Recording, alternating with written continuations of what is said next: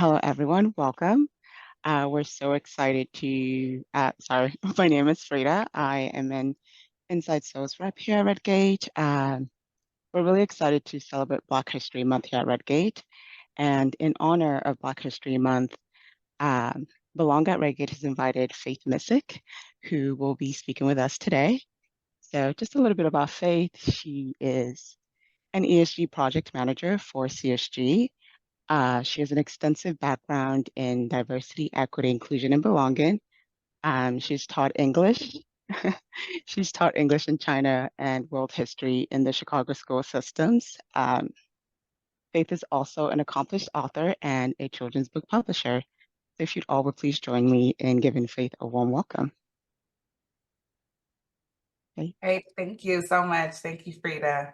I'm going to start Black History Month off with a poem before I even introduce myself. It's I Too by Langston Hughes. I too sing America. I'm the darker brother. They send me to the kitchen when company comes, but I laugh and eat well and grow strong. Tomorrow, I'll be at the table when company comes. Nobody dare say to me, eat in the kitchen. Then, besides, they'll see how beautiful I am and be ashamed. I too am America. I too by Langston Hughes. All right, so thank you all for joining today as we celebrate Black History Month. As a Black woman, I like to celebrate Black history every day, but this month is a time where I love being able to celebrate my people and my culture of just being Black. And so today I want to walk through with you Black leadership in tech, the history, where it's at today, and closing some of those gaps in the tech industry where Black faces aren't as present as they should be. So I'll start with the person I know the most in that is Black in tech, which is myself. So thank you, Frida, for that introduction. My name is Faythe Missick. I am on the business side of the tech industry, which is sustainability and sustainability reporting. If you've gotten all your ESG reporting, people are bothering you about customer service, I'm one of those people. I also work on the environmental side in terms of our environmental initiatives at the company. And so that is also fun when it comes to working with different events around climate change and GHG emissions reductions. So background, I was born in New York City and raised in Chicago, Illinois, where I grew up in a Caribbean American household in a predominantly white suburb where there was enough Black people that I didn't feel left out, but it was still a part of my upbringing. And I went on to go to a PWI, which is a predominantly white institution, as we say in the Black community, and got a bachelor's in political science and a master's in international and comparative politics from Eastern Illinois University. That fall, I graduated and I left the country, taught in China for 5 months. If you have any questions during the Q&A, I'm happy to ask.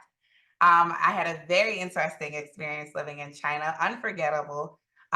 Any questions that you have on there? And then also, I did also live abroad in Paris, France. So when I came back from China, I taught for 6 years in Chicago, was burnt out from teaching world history, a little bit of ABA, which is autism. And I went back abroad to get a degree in sustainability from the American University of Paris. I would teach global affairs in Washington, D.C. during my summers from teaching. And that had a heavy curriculum on the UN and the Sustainable Development Goals. If you don't know what the Sustainable Development Goals, there's 17 goals that the United Nations have put out in order to kind of make the world better. And so while I was teaching that, I didn't even know that that would be called sustainability. And that is how I landed up here, just bringing in some of that familiar territory of corporate social responsibility in what I was doing, what I was teaching. And so 3 published books later, I'm still passionate about storytelling and creating content that is meaningful, purposeful, and strikes conversation in the tech industry. That's a little thorough about me, but I like to be intentional about the accomplishments that I've had as a Black woman. knowing where I came from. I have one immigrant parent, and then I have another parent who grew up in the South of America.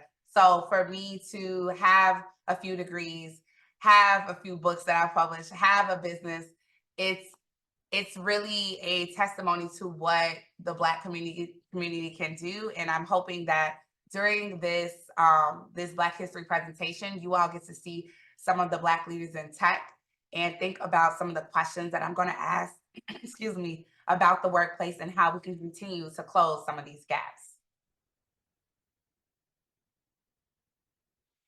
All right, so I'm going to start off with the question.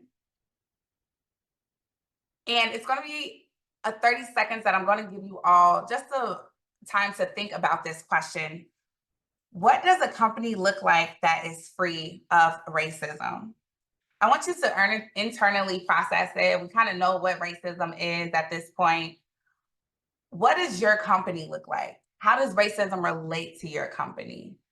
What what do you see when you see a company that doesn't stem from racist values and foundations? What does that look like for you? Where do you sit in a company like that? So this question is challenging, not because we don't know what racism looks like, feels like after all the DEI training and everyone is doing in our society today, but it's difficult because you have to admit some things about your workplace. You have to admit some things about yourself. And so combating racism is difficult because it challenges people to look within themselves and ask themselves, which side of the fence am I on? Am I fighting the fight, or am I enabling the race? So when you bring people in for Black History Month, you don't know what it's going to be. Is it going to be a smooth few facts about Martin Luther King, or are you going to shake some tables? And so I hope that on this journey, you're open to doing both with me. This work I don't take lightly. I'm very honored to learn more about my history with you, as well as opening conversations that may make us uncomfortable. So let's start with some history. Let's start a little lighter.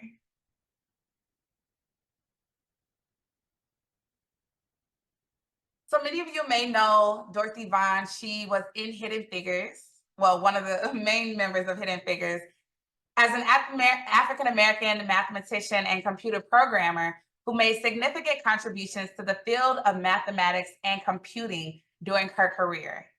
She was born September 20th, 1920 in Kansas City, Missouri, and she's best known for her work as a mathematician and computer programmer at NASA's Langley Research Center in Hampton, Virginia, during her early years of the US space program. She was one of the first African American women to work as a professional mathematician at NASA, and her expertise in mathematics and programming skills were instrumental in the success of various projects, including the Mercury and Apollo space programs. She played a key role in analyzing and computing complex mathematical calculations necessary for the launch and trajectory of space vehicles. Lastly, she was just a trailblazer for women and people of color in the field of mathematics and computing.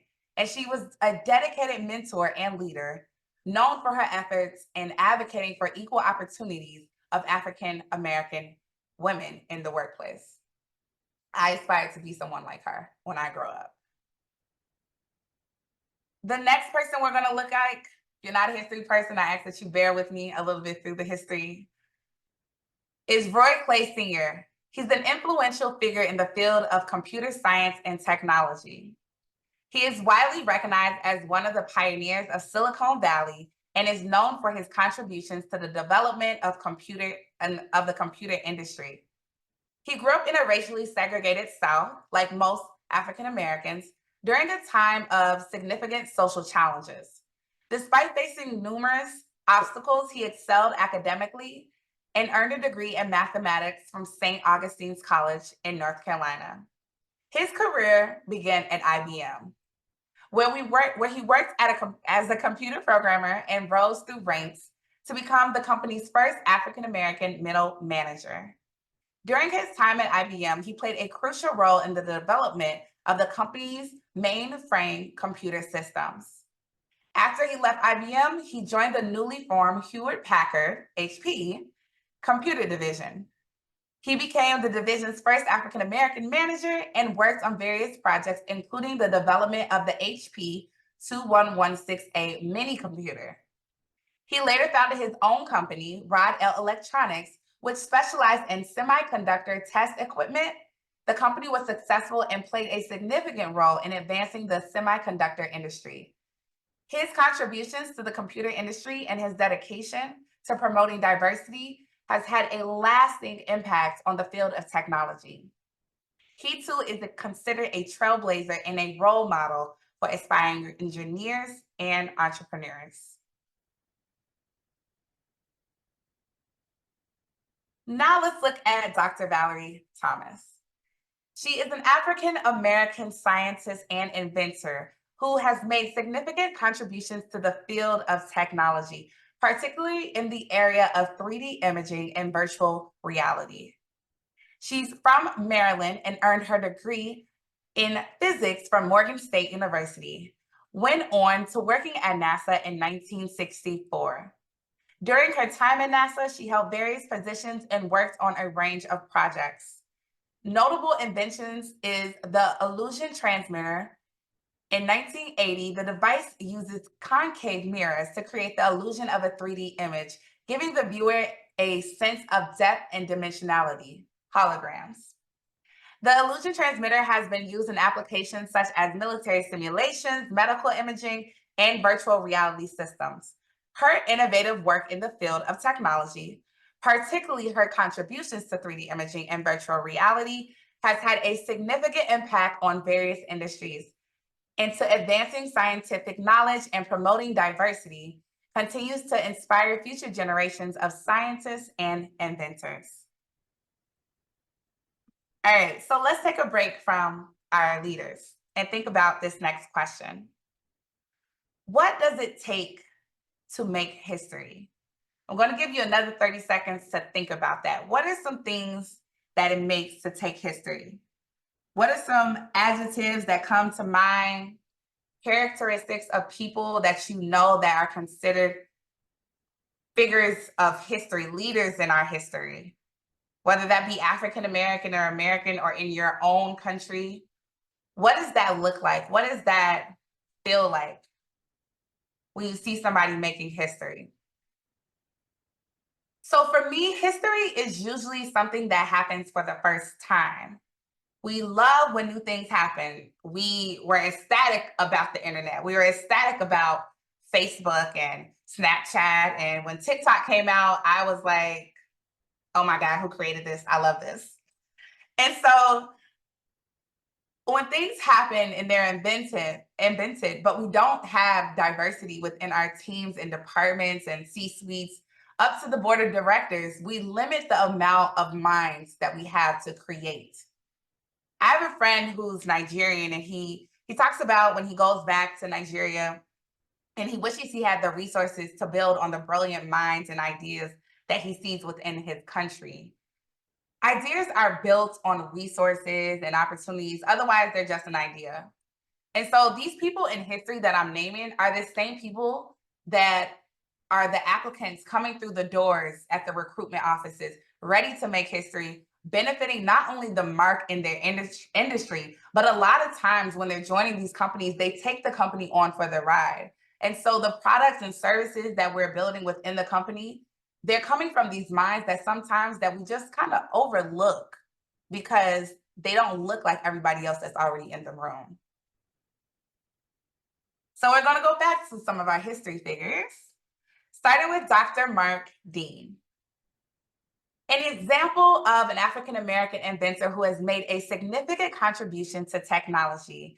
He was born in Jefferson City, Tennessee, and is known for his work at IBM, where he played a pivotal role in the development of the personal computer, or PCs, and other groundbreaking technologies. He's credited with co-inventing the ISA bus, a widely used computer interface that allowed for the connection of peripheral devices to a computer.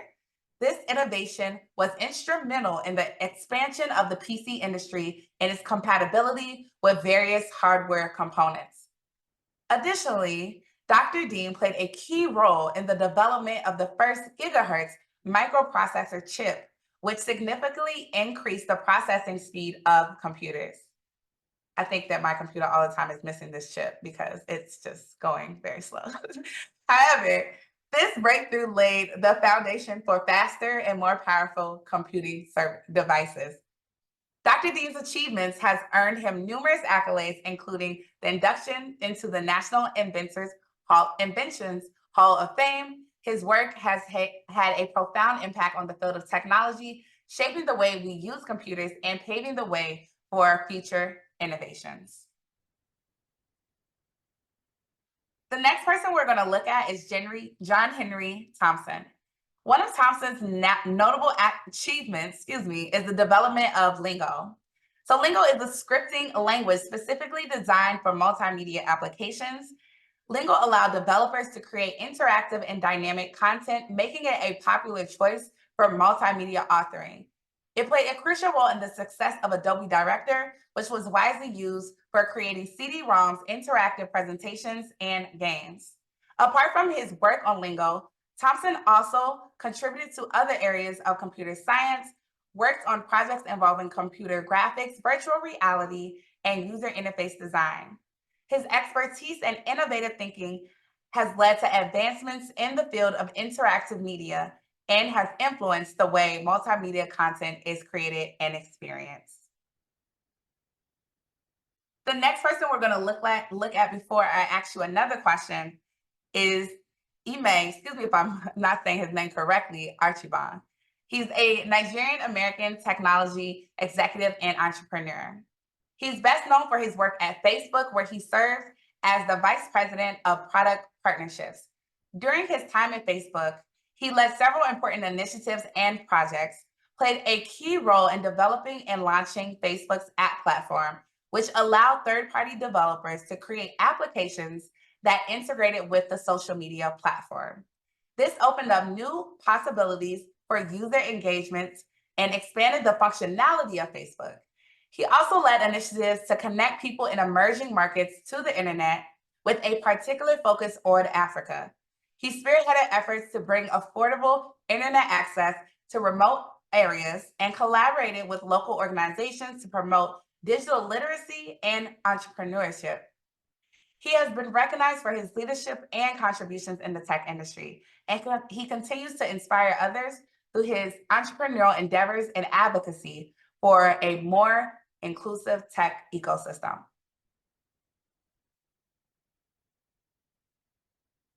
So in this next question, it was actually a question for myself.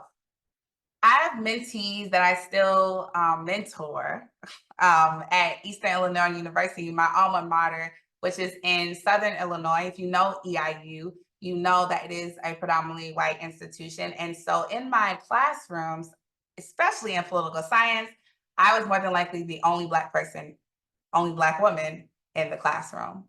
And so I had a question from one of my mentees asking, how do I manage to thrive as the only Black woman in the classroom?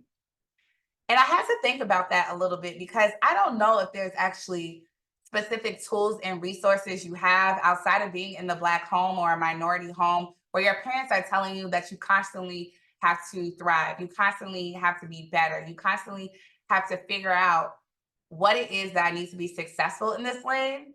And then you kind of just do it.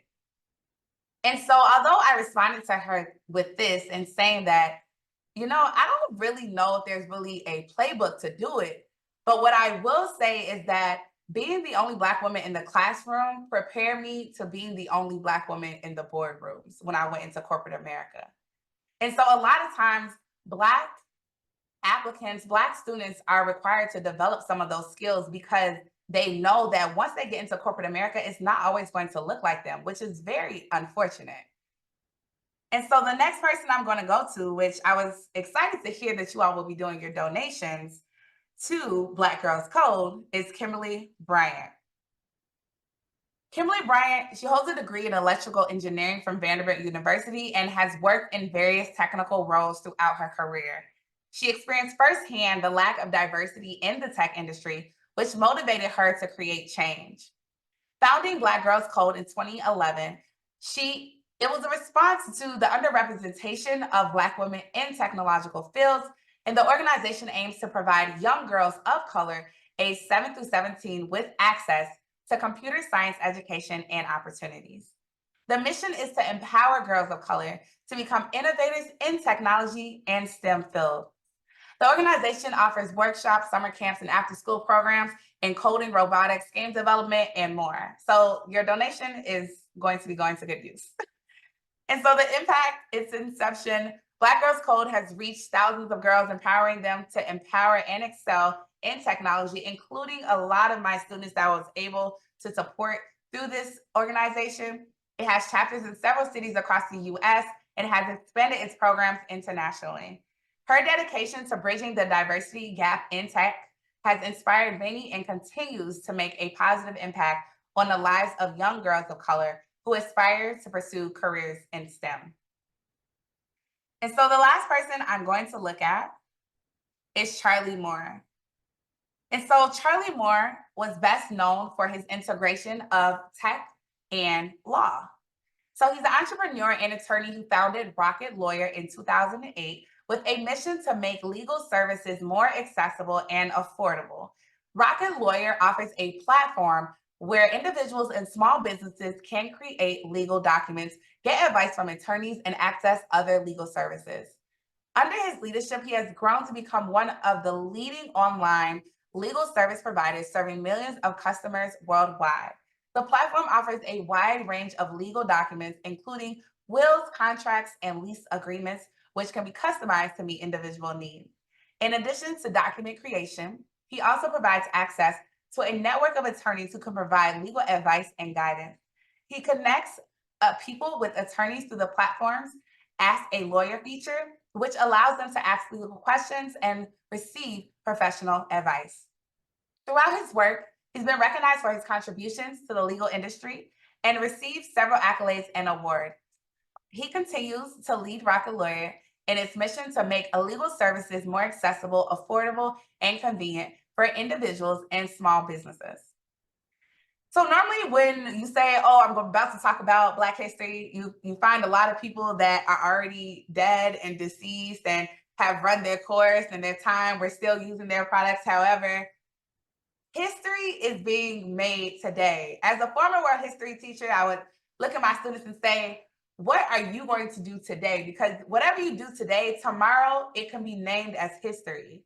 And so I want to give these people their flowers now as their leaders within the tech industry, and show what African Americans are really doing in this world in the past and now. And so as I go into the next segment, I look at how do we sustain Black history in the tech industry.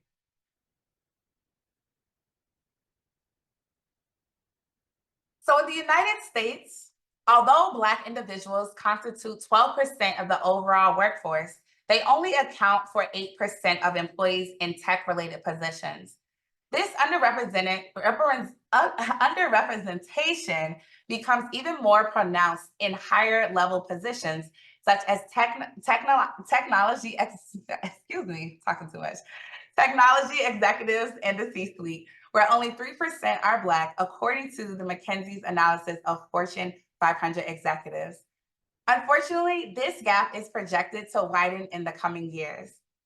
Across all industries, there is expected to be a 14% growth in technology jobs, including data science, engineering, cybersecurity, and software development by 2032.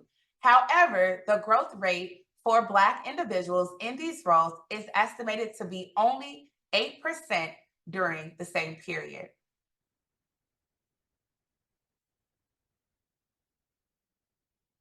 So according to the analysis conducted by McKinsey Institute for Black Economic Mobility, Black households are projected to experience a loss of over $350 billion in wages from tech jobs by 2030.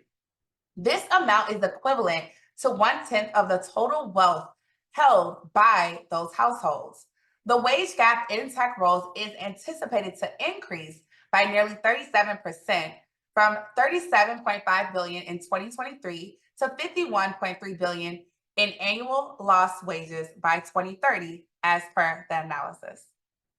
Promoting diversity in technology jobs goes beyond addressing just wage disparities. It involves uplifting individuals who are consistently marginalized, undervalued, and underrepresented in workplaces where they may be the only Black person. It also entails creating inclusive technologies that can bring about significant change in Black communities. So I gave you all a little history and I gave you some data. And so as we're kind of halfway through the segment, I want to make sure that you leave with some takeaways. So I'll start off with some that was based on the McKinsey research.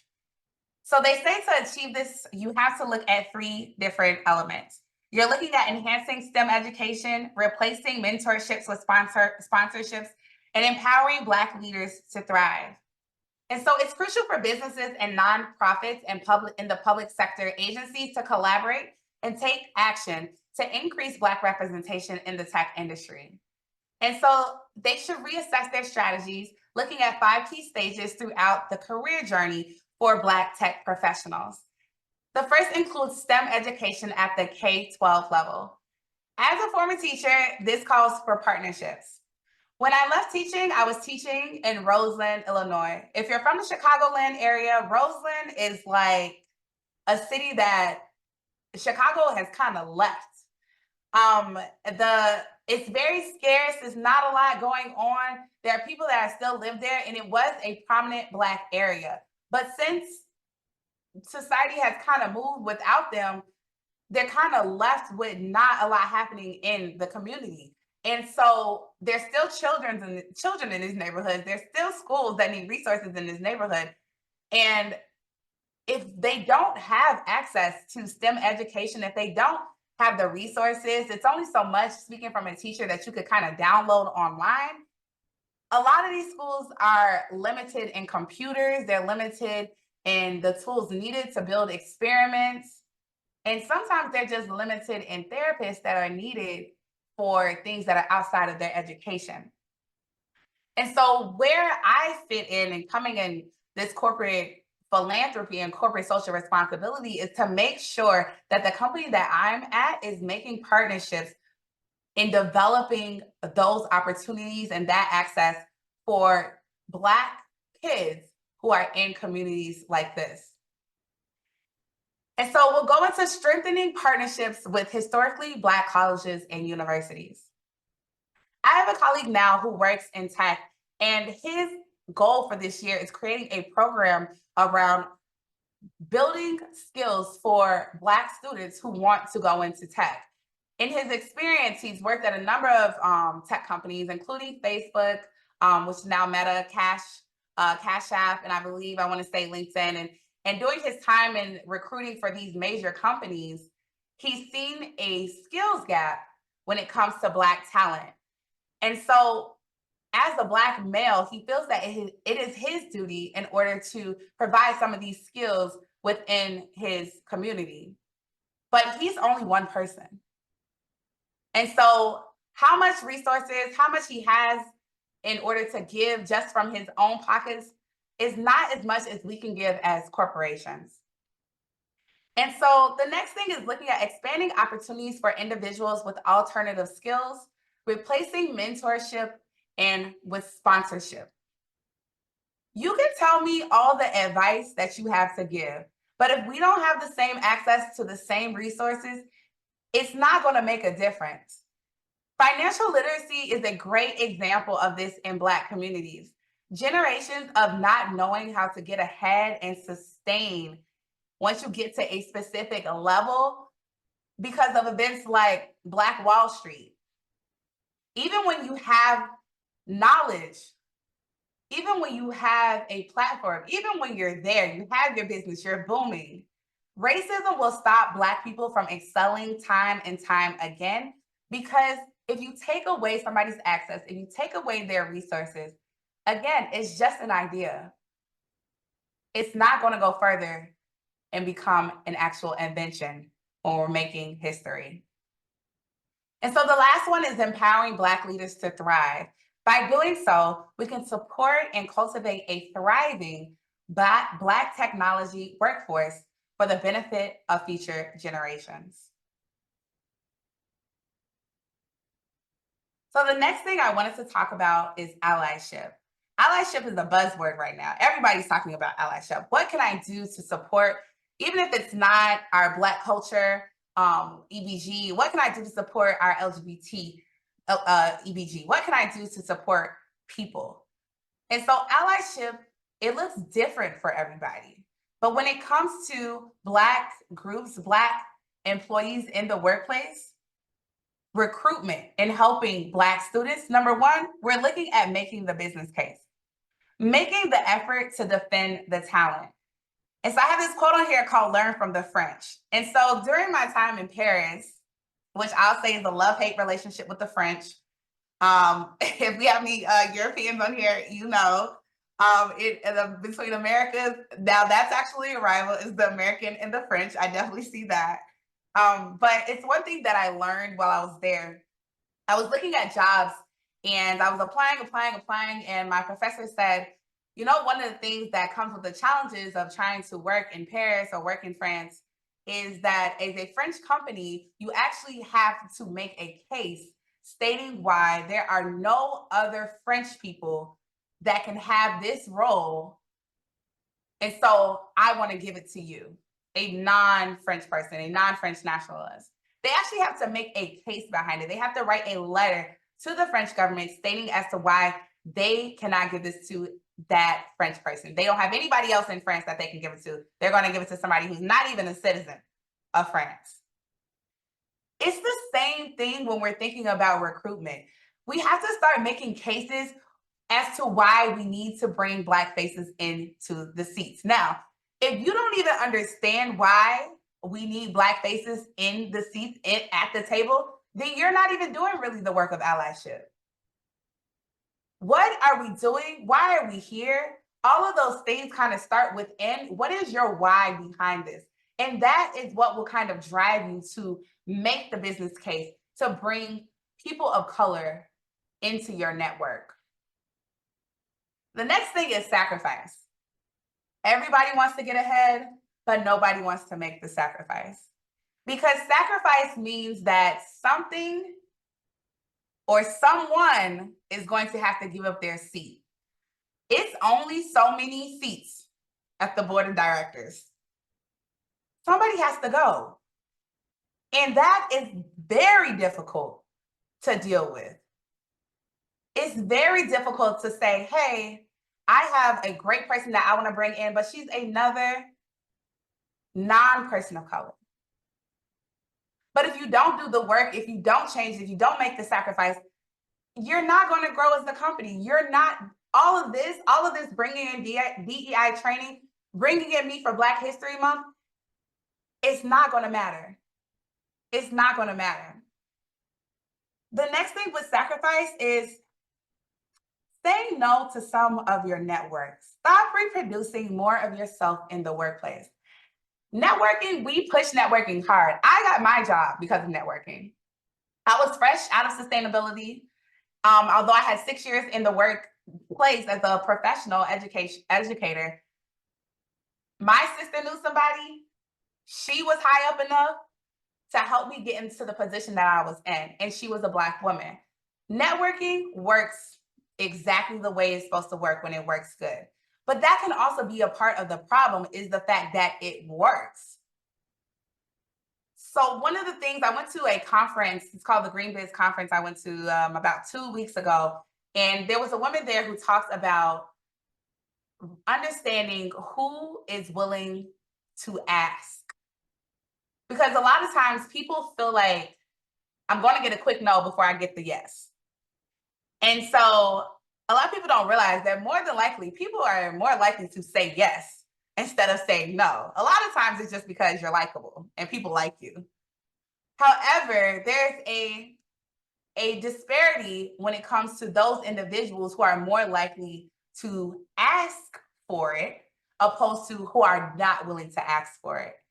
And so in her study, she realized that people who come from a higher income and who were already have access to certain things are raised in a mindset of entitlement.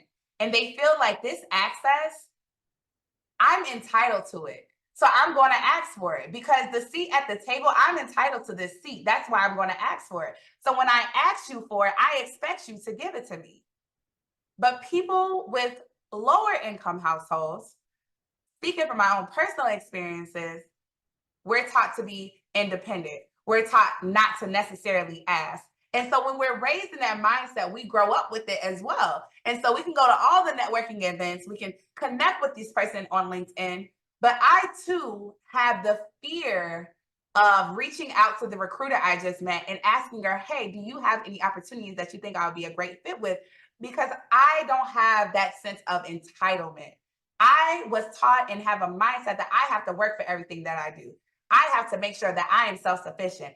I have to be bigger and better. And so when you're thinking about your network and you're thinking about the people that are actually asking, sometimes you may want to make that sacrifice and say no for the people that you know that are not going to ask, but still have the credentials, still have the accolades in order to do the role, and intentionally bringing them in because you want to create a diverse team, you want to create a diverse department, and you want to see your company grow on this inclusivity, this diversity train, this movement that you're speaking about. If nothing else, what is your why behind allyship? If you're not feeling uncomfortable, if you don't feel like, oh, I'm asking and it's not hurting my feelings that people are telling me no, you're probably not doing the work that you're supposed to be doing. You're probably not close enough to the issue, because this work that we do as Black people, as people who are really for the movement, it's uncomfortable, it's hard, it makes you ask hard-hitting questions about yourself. And so it's really an internal thing that you have to start with in order to make sure that you are being valuable to this movement and not setting us back. And so the last thing I'm going to talk about with allyships is finding ramps to bring people along. So it's difficult when you have people that were born into a specific mindset, that were born into this idea that I don't have to be inclusive. I don't have to be diverse. And someone who's taught cross-cultural communication, you understand that if somebody grows up in a society where diversity was never an issue, it never impacted them directly, they don't have to deal with it. And then they go into corporate America and they still don't really have to deal with it. And now we come in and George Floyd happens, and now all of a sudden, DEI, and we're screaming it and we're yelling it at them. And they're looking at us like, I'm not doing that. Like, this is too much. You guys got to pull back a little bit. Bring them along with issues that also fall under DEI. Veterans are employee belonging groups. We have our LGBTQ, which I mentioned, employee belonging groups. Any group that is marginalized, updating policies on parental and family planning leave, that falls under DEI work. So we're all building different houses, but we're sitting on the same land. I'm just on the Black Lives Matter house. You're at the LGBTQ house. And if we don't build our houses together, there's no community that's built. And so how do you grow? How do you grow as a company if you are not building each other? If you're only fighting one fight, but you don't want to fight for this fight because now it has DEI on it. We're all the same. And so sustainability is another one I want to talk about really quickly, because I'm in sustainability and it's like in my head every day. And so the same conference I was at, it was a session that talked about integrating DEI into sustainability and what that looks like. People that are so pro climate change, we're pro GHG emission, we're riding around driving Teslas. This is your work too. Sustainability. I see sustainability, I was taught on sustainability to be rooted on those UN Sustainable Development Goals. All of this falls under the bigger umbrella of sustainability. You can't have one thing and not want the other thing. You could prioritize it, But you can't act like you're ignoring it. You can't have conversations about climate change and not have conversations about Flint, Michigan, that's only predominantly affecting Black communities, minority communities. And so that's how you bring people along. You understand what they want, understand these discussions and the conversations, the conferences that we're going through that are $3,000 that I was just at. We got to bring these people to the table. You can't have discussions about what's going to impact their lives and not ask them what are the services that they need, what are the products that they need, what is going to help them. And that's kind of where we come in as tech companies, as people who are able to provide this. We have the resources. What can we do in our research and design departments to say, hey, let's innovate something, let's provide this service so that we can really live out this mission.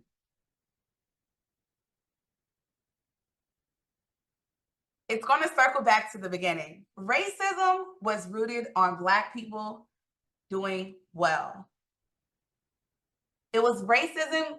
Racism was rooted on trying to stop Black people from being successful. So does your company reflect an anti-racist company, or are they enabling racism?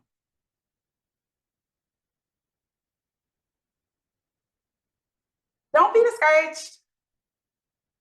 I don't want you to feel like, what is that company doing? Oh my God, something has happened. I don't know your company. I'm not in your DEI rooms.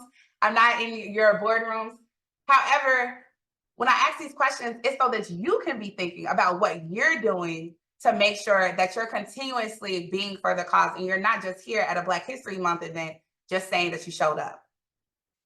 And so I've seen the work transition. I've been from a workplace where affinity groups are seen as toxic, and now we have employee belonging groups. Now we have groups where people that have the same interests, that feel the same struggles, are able to meet and really have those conversations about, hey, how can we improve where we're at? How can we just improve it? How can we bring in more Black people? And so that's how this thing works. As I kind of end, it works by making it a company culture to be more inclusive, to hire Black talent to close the gaps. So there's more money flowing through Black communities and more resources to STEM educations. And the cycle continues to build until our life looks like the lives of the other races that are also living in America. I too sing America. I am the darker brother. They send me to the kitchen. They send me to eat in the kitchen when company comes, but I laugh and I eat well and I grow strong. Tomorrow, I'll be at the table when company comes. Nobody dare say to me, eat in the kitchen. Then, besides, they'll see how beautiful I am and be ashamed. I too am America. Thank you all so much.